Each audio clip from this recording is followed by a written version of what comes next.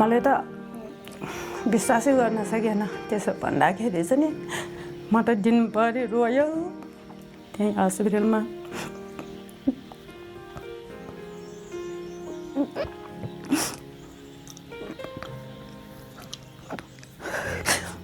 दुःख गर्यो।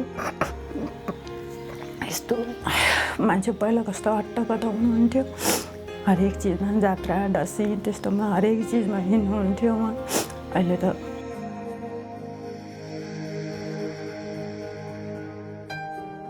मेरो आँखा त यो झिम्काउन नहुने, त्यो अपरेसन गर्दाखेरि यहाँको नसा निकालेको छ आँखाको नसा, अनि त्यो झिम्काउन नहुने भएर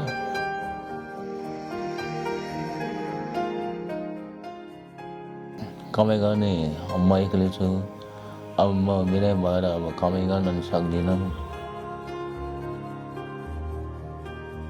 मेरो उपचार गर्नलाई अब धेरै टाइम लाग्छ। सक्नुहुन्छ भने अलिअलि मेरो लागि सहयोग गरिदिनुहोस्।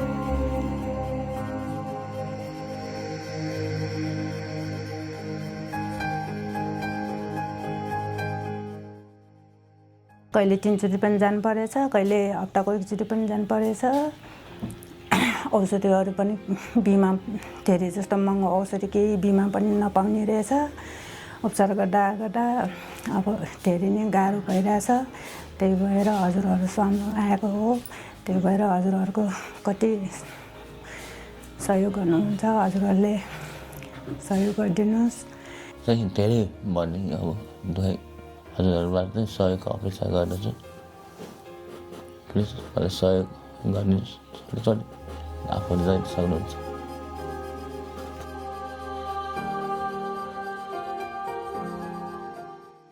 होली खेलेर आउनुभएको थियो उहाँ।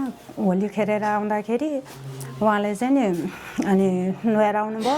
त्यस्तै 5 बजे 5:30 बजेतिर उहाँलाई त अनि गाह्रो भयो, मलाई गाह्रो भयो भन्नुभयो। अनि गाह्रो भयो, अहिले बेलुका भइसक्यो, अब उसको भोलि हस्पिटल जाउनु भने त यो टाउको साह्रै दुख्ने, टाउको दुखेर आयो, यो तातो नि तातो हुने। अनि त्यसो हुँदाखेरि अनि भोलिपल्टको हस्पिटल लग्यो। हस्पिटल जाँदाखेरि यहाँ मेडिकल कलेजमा एमआरआई पनि गर्नुभयो, औषधि पनि दिनुभयो। औषधि खाएर हेर्नु भन्नुभयो पहिला, अनि औषधि खाँदा पनि ठिक भएन। अनि एमआरआई गराउन लगाउनु भयो।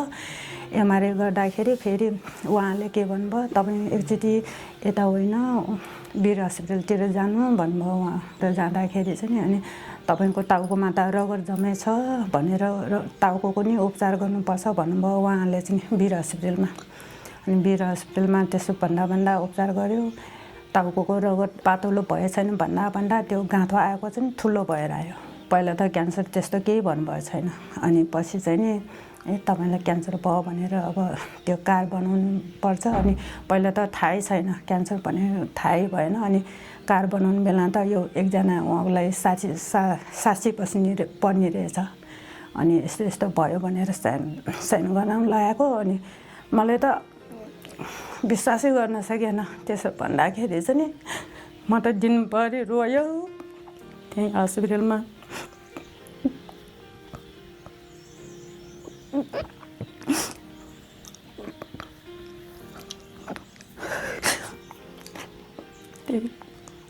दुःख गर्यो।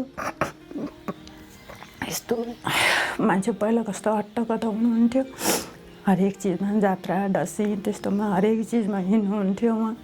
अहिले त फुरी अब निको त फुरी त हुँदैन होइन। अब यो औषधि उपचार चाहिँ गरिराख्नुपर्छ। अब यो फुरी निको चाहिँ हुँदैन। यो त्यो बेला बेला चाहिँ अब बलिरहन्छ। अब त्यो औषधिले नै युज गरेर यसले अब कन्ट्रोल गर्ने हो, अरू उपाय छैन। अब यो 2 चोटि अपरेसन भइसक्यो होइन। अब अर्कोचोटि अब दोहोरो अपरेसन गर्नु पनि मिल्दैन। अब यो रोग नियन्त्रण गर्ने भने त्यही औषधि मात्रै हो, अरू केही उपाय छैन। त्यही औषधि उपचार गर्नको लागि चाहिँ आर्थिक अवस्था आर्थिक अवस्था यहाँ कम। अब यही हो, अब कमाइ गर्ने, अब यो घरको मेन कमाइ गर्ने मै हो होइन। अब अरू केही छैन। अब खेतीपाती अलिअलि छ, त्यो खेतीपाती नै अब त्यति पुग्दैन होइन। अब छोराछोरीको पढाइ खर्च नि अलिअलि चाहियो। अब औषधिको उपचारको लागि नै अलिक समस्या छ अहिले। अब दिन गरेर यताउता आफन्तहरूले सँग सहयोग मागेर उपचार गरेर छु अहिले।